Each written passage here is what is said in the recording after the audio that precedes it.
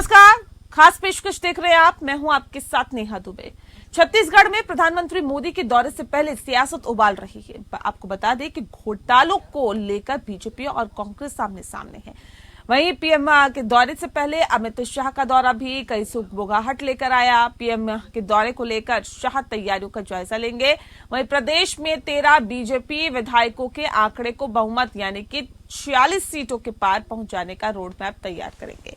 शाह छत्तीसगढ़ में एक साथ आपको बता दें कि कई नेताओं के साथ यहां पर होंगे, साथ ही साथ एक रात यहां पर बिताएंगे भी। यानी साफ है कि बैठक में फीडबैक और चुनावी मंथन भी शामिल रहेगा। वहीं पूर्व मंत्री अजय चंद्राकर के आरोपों पर कांग्रेस ने भी पलटवार किया है।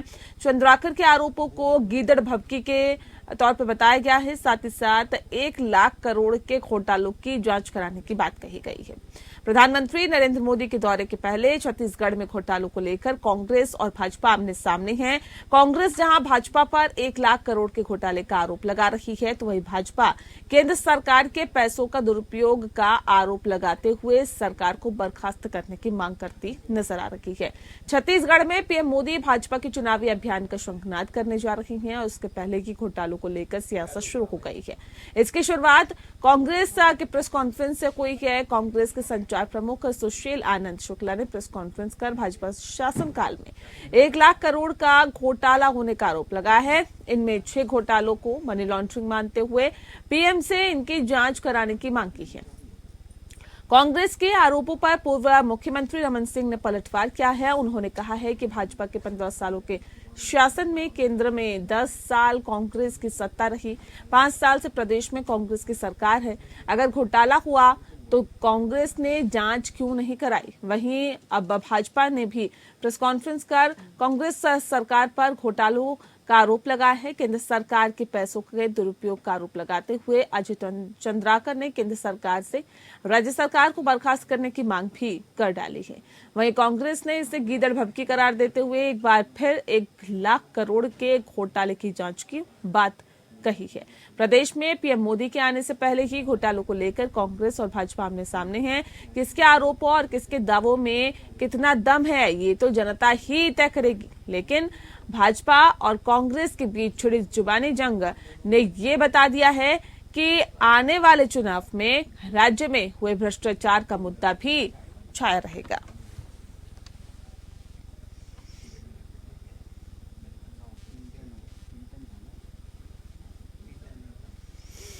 तो बता दें आपको कि जिस तरह से करप्शन का मुद्दा उठाया जा रहा है और ये कहा जा रहा है कि छत्तीसगढ़ में मौजूदा सरकार जो है वो सीधे सीधे आरोप लगा रही है कि भाजपा की सरकार में करप्शन हुआ, तो भाजपा ये आरोप लगा रही है कि केंद्र के पैसों का दुरुपयोग कर रही है मौजूदा सरकार और उसको ठीक तरीके से जनता के लिए इस्तेमाल नहीं किया जा रहा है। घोटालों की सियासत में करप्शन और मिशन कहीं आपको बता दें कि सवाल इस बात को लेकर भी है कि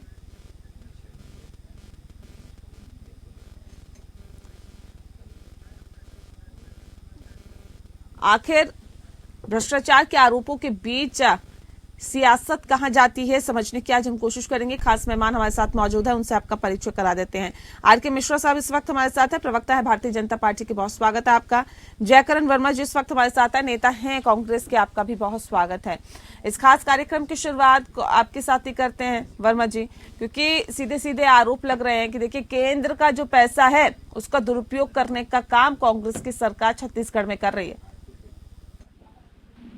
नेहा जी, देखिए केंद्र सरकार से पूरे देश की जनता ये जानना चाहती है, जब आपने सारा पैसा अडानी के ग्रुप में शामिल करने का काम किया तो देश के विकास के लिए मोदी साहब का, भारतीय जनता पार्टी का कोई रुख ही नहीं है, कोई इनकी योजना ही नहीं है। केंद्र सरकार की जो योजना है वो ऊंच नीच की खाई बनाना है। अभी आपके माध्यम से जो बताया गया कि हमारे देश के एक बहुत ही वरिष्ठ नेता जो प्रधानमंत्री के दौर में थे, प्रधानमंत्री न बन पाने के कारण आज जिस प्रकार से दलित पर, एक आदिवासी पर मध्य प्रदेश में एक संघ के द्वारा, एक विधायक के प्रतिनिधि द्वारा खुलेआम जो कुकृत्य किया गया, ठीक उसी प्रकार से जो वादा की था, उसी प्रकार से आज माननीय राजनाथ सिंह के द्वारा एक पिछड़े वर्ग का बेटा, किसान का बेटा, मजदूरों का नेता जो एक अपने प्रदेश को अच्छे से चलाने का काम कर रहे हैं, एक उत्तम प्रदेश बनाने का काम कर रहे हैं, एक पिछड़ा वर्ग होने के नाते माननीय राजनाथ सिंह,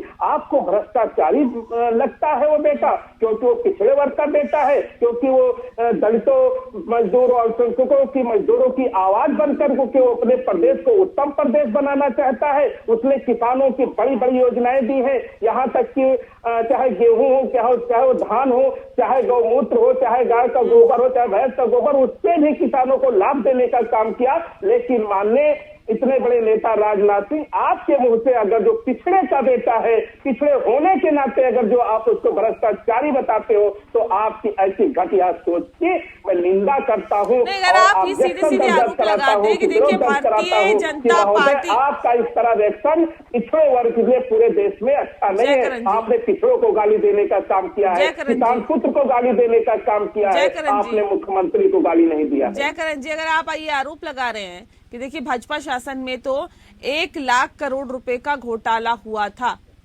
तो जांच करा लीजिए ना, सरकार तो आपकी है।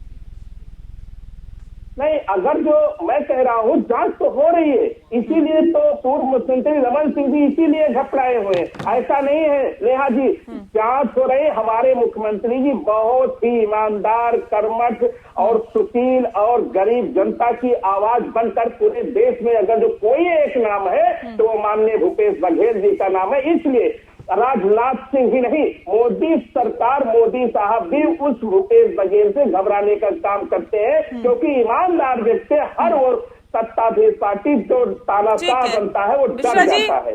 डर गए हैं क्या रमन सिंह? ये तो कह रहे देखिए हम तो जांच तो करा ही रहे हैं, दूध का दूध पानी का पानी तो होगा ही, लेकिन जो डर है भारतीय जनता पार्टी के नेताओं में वो साफ बताता है कि दाल में तो काला है। नेहा जी, यहाँ पर अभी जयकरण जी कह रहे थे, मुझे तो आश्चर्य लग रहा है कि पिछड़ा और अगरा अगर कोई मुख्यमंत्री है तो क्या वो घोटाले नहीं कर सकता? क्या वो सरकार घोटाले नहीं कर सकती है क्या? मैं कह रहा गोठान घोटाला, कोयला घोटाला, राशन घोटाला, शराब घोटाला, डीएमएस फंड का किस तरह से अनियमितता बरता गया। मैं तो कह रहा हूँ प्रदेश कार्य समिति के अध्यक्ष इन्हीं के मोहन मरकाम जी थे, जिन्होंने विधानसभा का जो सत्र चल रहा था उस समय में उन्होंने ये आरोप लगाए थे। आप ही साथ सिंहदेव जो इसी विषय को लेकर के इन्होंने दिया था, आज उसी को छुपाने की कोशिश कर रहे। अरे भ्रष्टाचार में लिप्त अगर सरकार है, कांग्रेस का तो पुराना इतिहास रहा, और इसीलिए मुझे लगता है जो कि जब साइकिल घोटाला हुआ था 1951 के अंदर में, साइकिल इम्पोर्ट करने की बात की, वहां से लेकर के और अभी तक जिन प्रदेशों में कांग्रेस सरकार है वहां पर घोटाले ही है। आप देखेंगे किस तरह से राजस्थान के अंदर में है, किस तरह से आप देखेंगे कर्नाटक के अंदर में भी किस तरह की स्थिति आएगी, हिमाचल के अंदर में स्थिति आएगी, छत्तीसगढ़ तो है ही। और वामपंथी उग्रवाद जिसको भाजपा ने यही कहा था जो कि अगर कांग्रेस साथ देती तो आज वो उग्रवाद खत्म हो जाता, लेकिन फिर भी भाजपा ने इसको 12 जिलों तक मात्र सीमित करके रखा हुआ है। अगर कांग्रेस साथ देती तो आज वो भी उग्रवाद खत्म हो जाता। लेकिन कांग्रेस अपने भ्रष्टाचार में लिप्त है और उसको लिप्तता इतनी है क्योंकि उससे वो निकल ही नहीं पा रही है।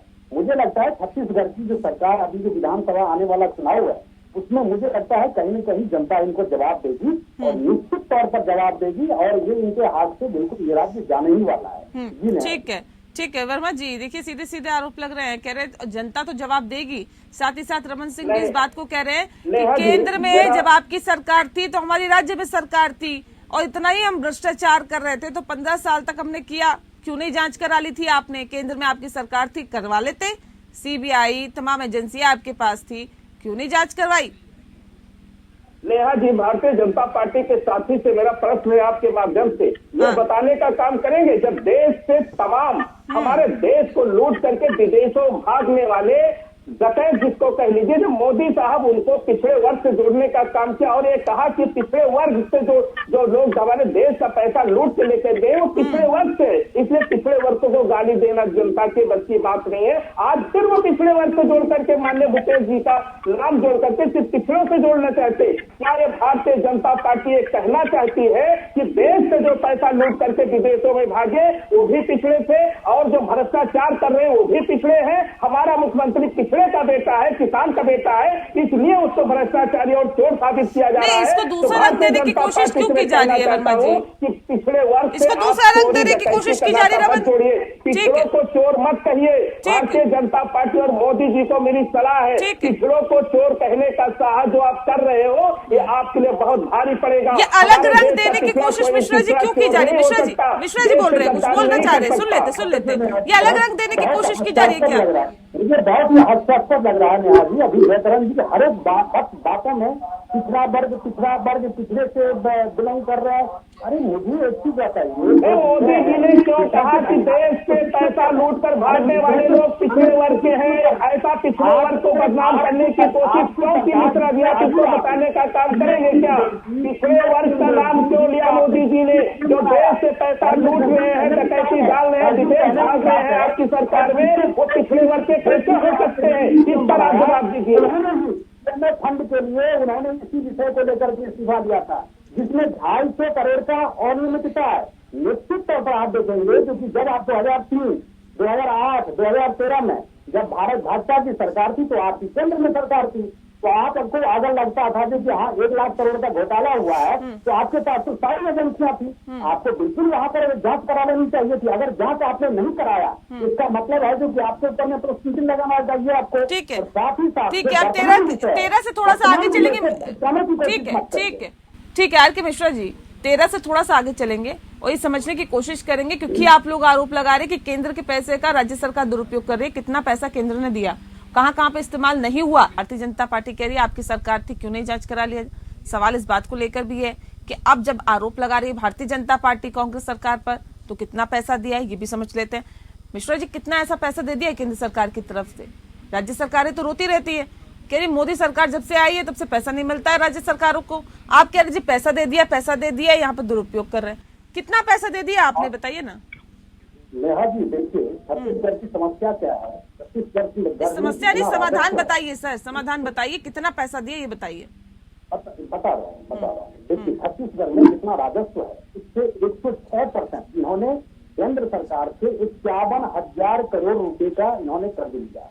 और साथ ही साथ देखिए, राशन के अंदर में ये लेते हैं, एमएसपी के अंदर में केंद्र सरकार से जो सब्सिडी लेते हैं, ये मनरेगा के विषय के ऊपर में भी अगर मैं बात करूं तो ये मनरेगा के ऊपर में भी केंद्र सरकार से जब मिलता है पैसा, उसको भी ये आगे डिस्ट्रीब्यूट नहीं कर पाते हैं। ऐसे अनेक विषय हैं जो कि आपको अगर डाटा देने लगे तो निश्चित लगता है ये छोटा सा डिबेट हो जाएगा।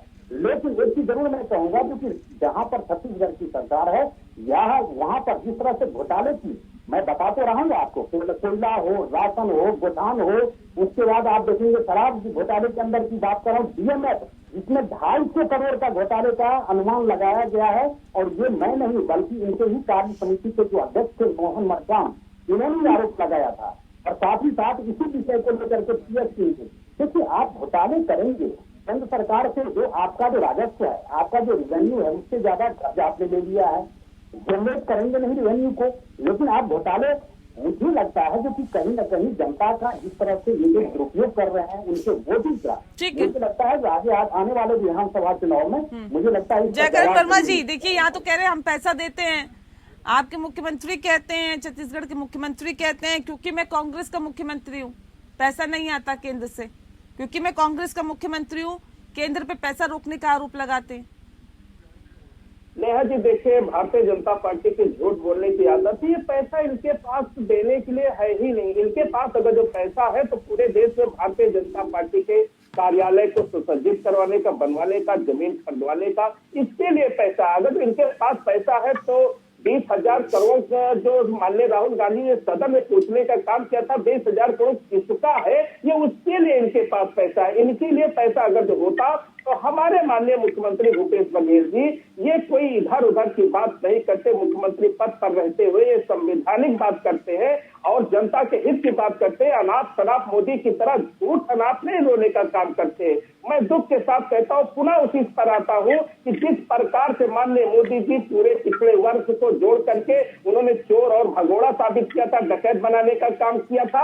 आज राजनाथ सिंह भी पिछड़े वर्ग के बेटे को, किसान के बेटे को जिस प्रकार से चोर और घोटालेबाज भ्रष्टाचारी बताने का काम कर रही है, इससे लगता है कि मोदी सरकार और माननीय राजनाथ सिंह, भारतीय जनता पार्टी के पास छत्तीसगढ़ में चुनाव लड़ने का कोई आधार नहीं है, इनके पास कोई मुद्दा नहीं है, क्योंकि वहां की सरकारों ने जो काम किया है जनता के लिए वो शायद इनके बस की किसी राज्य में नहीं है। मैं साफ साफ कहता हूं कि वहां जनता के से अगर जो आप सर्वे करवाएंगे नैयब जी, तो आपको निकल कर आएगा कि वहां का वो काका जो है वो जनता का काका, जनता का बेटा, जनता का भाई माननीय भूपेश बघेल दोबारा सरकार में वापसी करने जा रहे हैं। शायद इसीलिए माननीय मोदी जी के अंदर एक खटपटाहट की है, क्योंकि वापसी का इनके पास कोई जुगाड़ नहीं है। ठीक है, देखिए ये तो कह रहे वापसी करने जा रहे हैं और ऐसे में शाह रोड मैप भी तैयार करेंगे बताइए भी जा रहे हैं, प्रधानमंत्री का भी दौरा है, उससे पहले आखिर तैयारियां किस तरह की है? और क्योंकि अभी कांग्रेस का दावा है कि हम वापसी करने जा रहे हैं, तो ऐसे में कांग्रेस के किले में सेंध लगाने की कोशिशें कहां तक की जा रही है? ये तो कह रहे हैं हमने जो आपने पैसा आपके पास है ही नहीं, हमारे पास कहां से पहुंचेगा, पहले अपना तो काम कर लीजिए, बाद में दूसरों को पैसा देंगे।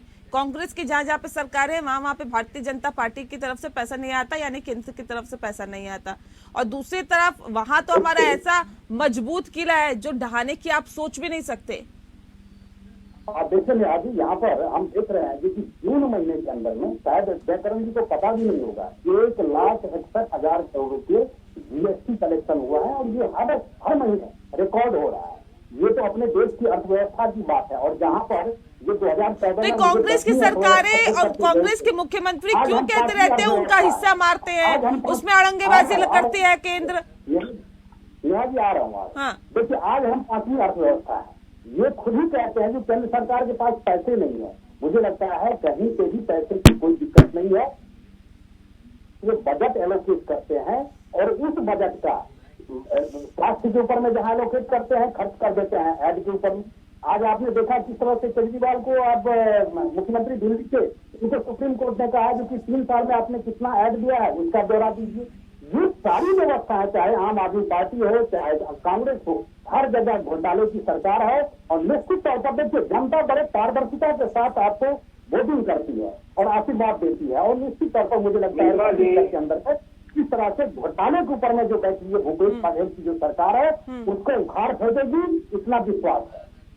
जी ठीक है, वर्मा जी कुछ कहना चाहते जल्दी से अपनी बात मिश्रा जी से मैं पूछना चाहता हूं, अगर जो आपके पास पैसे की कमी नहीं है तो आप देश के नौजवानों को नौकरियां क्यों नहीं देते? आपके पास पैसों की कमी नहीं है तो आप हमारे किसानों की आय दोगुनी क्यों नहीं करते? आपके पास पैसे की कमी नहीं है तो स्मार्ट सिटियां आपकी कहां चली गई? आपके पास पैसे की कमी नहीं है तो ये जनता पर अन्याय क्यों हो रहा है? गरीबों का शोषण क्यों हो रहा है? आप आज बेरोजगार जो सड़कों पर घूम रहे हैं, उनके हाथों में रोजगार नहीं है, किसान आप हत्या कर रहे हैं, पैसा लिए बैठे हो, हम तो हमारे तो के सरकार के लिए बैठे हो। आप कैसी बात करते हैं मिश्रा जी, आपको शर्म नहीं आती? दोबारा फिर मैं कह दूं कि माननीय भूपेश बघेल जी के ऊपर आवाज उठाना आसमान में टूटने जैसा होगा। माननीय राजनाथ सिंह जी आपने ईमानदार मुख्यमंत्री पर आवाज उठाने का काम किया है। आपने देखा लेकिन मिशन 23 बहुत नजदीक है, ऐसे में छत्तीसगढ़ कांग्रेस हाथ से नहीं जाने देना चाहती, जबकि भारतीय जनता पार्टी एक बार फिर से वापसी करने की कोशिशों में जुटी हुई है, यानी कि पुरजोर कोशिशें की जा रही है। किसकी कोशिशें कामयाब होगी ये वाकई आने वाला वक्त बताएगा। बहरहाल बहुत शुक्रिया आप दोनों का हमारे साथ इस खास चर्चा में शामिल होने के लिए। खास पेशकश में इतना ही, नमस्कार।